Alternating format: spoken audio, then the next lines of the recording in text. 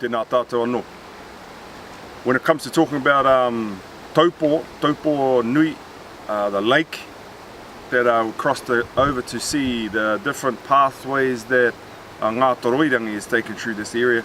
There's a whole range of different atua, whakapapa, huahua tau or metaphor connections to this and the action that we then partake in, the whakatīnanatanga. If we look back to ngā toroirangi's movements through this area, we can look at the physiology of what was happening to ngā toroirangi when he was getting cold and requested warmth from his sisters in Hawaii to bring that to him. Now we see when his sisters started to travel towards them, the locations that we've shown next to the awa, the one next to Taupo itself, where there's hot water coming up through the ground, is where kohatu that were within the kete that his sisters bought dropped out and burned through the kete, and those are the locations that they stayed at. So we see his request for warmth and then bringing warmth over via those formats of bringing fire and volcanic and thermal activity into the area by where they were dropped and where they were left. We also see some whakapapa connections to mahuika, auahi tūroa, as the representations of, or atua connections to fire and to smoke. Keeping in mind that hine nui te pō is closely related to mahuika, and that on occasion if you engage in the process of smoking, that hine nui te pō will come and visit her sister mahuika, who's married to auahi tūroa, and so smoking is a risky habit because of the closeness of hine nui te pō. So we see that body of knowledge over there. We see whakapapa lines down into fresh water. And for the area of Taupo, from the alpine areas of Ruapehu down into the cold water of Taupo, we see the movement through Tāwhirirangi, Tāwhiri Mātea, into Wai Māori, fresh water, or from Te Ihorangi we get rain that's coming down.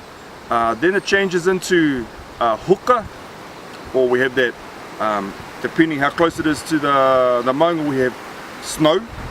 Then we get into huka whenua, which is snow that we find only at the top of the mountain, where it doesn't melt from summer to winter.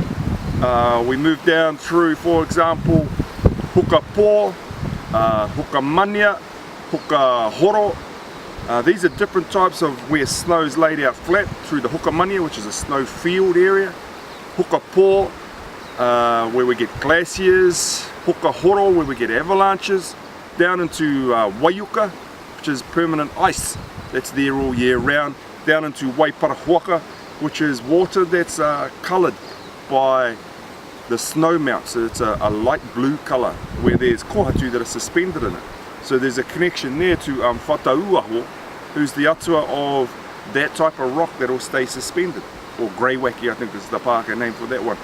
As we get further down, we get into that waiparahuaka moves down into hukapuri, and where we're getting talking about hukapuri, that's frost that we find on the ground before it travels down into Taupo and becomes the cold water that we see there. So there's a whakapapa line all the way back up to Atua and onto the side of Ruapehu. The interesting thing here is that there's 13 or so levels that could be used for each year of from year 1 through to year 13. So that one of those spaces could be used for covering the year's information, or an overarching principle for that year, starting from the cold water of the lake all the way through to the year 13 student climbing to the top of Ruapehu to experience huka whenua. So there's that line that can run down there. There's another line that could carry on with mahuika and some of the health connections to auahi tūroa. There's another line that connected to our use of wakaama and maunga pahikara, or pahikara maunga, for exploring these places. So we use the mountain bike to get to the awa. We use the wakaama to get to the kohatu of ngā toroirangi and to explore Lake Taupo.